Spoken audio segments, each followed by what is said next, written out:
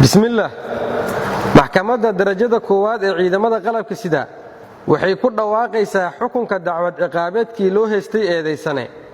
deble boliis 25226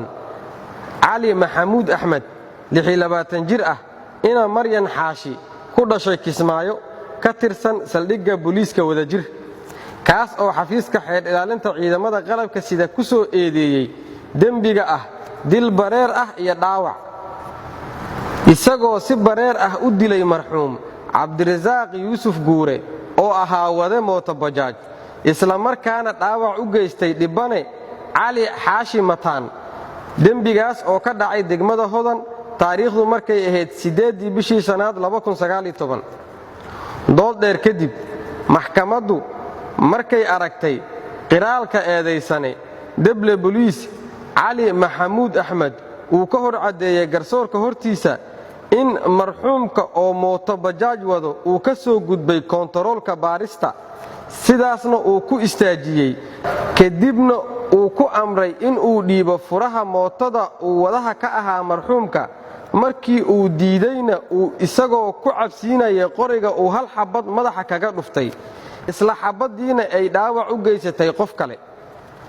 markay dhageysatay maxkamaddu maragii la hor keenay midna ay u weydiisay marag furkooda waxay maxkamadda ka hor cadeeyeen in ay arkayeen marxuumka oo ka gudbaya kontaroolka kadibna uu istaajiyay eedaysanaha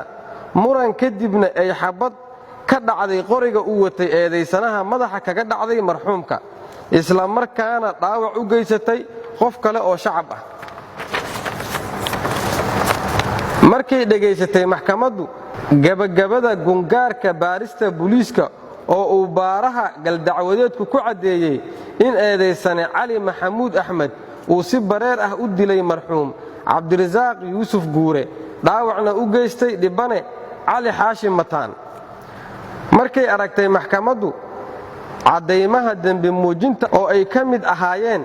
cadeymaha laga qoray maraga iyo dhibanaha dhaawaca ah qiraalka laga qoray eedaysanaha warqadda cadeynta dhimashada iyo sawirrada marxuumka mootadii uu wadaha ka ahaa marxuumka qoragii uu dilka ku geystay eedaysanaha oo noociisu ahaa AK103 nambar eber8eber96 markay dhageysatay doodii u dhaxaysay dhinacyada kale ah xafiiska xeer ilaalinta ciidamada qalabka sida iyo qareenka difaacaya eedaysanaha sidaa darteed maxkamadda waxaa u caddaatay in eedaysane deble boliis 25226 Cali Maxamuud Axmed uu yahay dembiilo galay dembiyada lagu soo oogay waxayna maxkamaddu ku xukuntay dil toogasho ah oo ah qisaasta marxuum Cabdirasaaq Yuusuf Guure cidii aan ku qanacsanayn xukunka maxkamadda waxaa u furan racfaan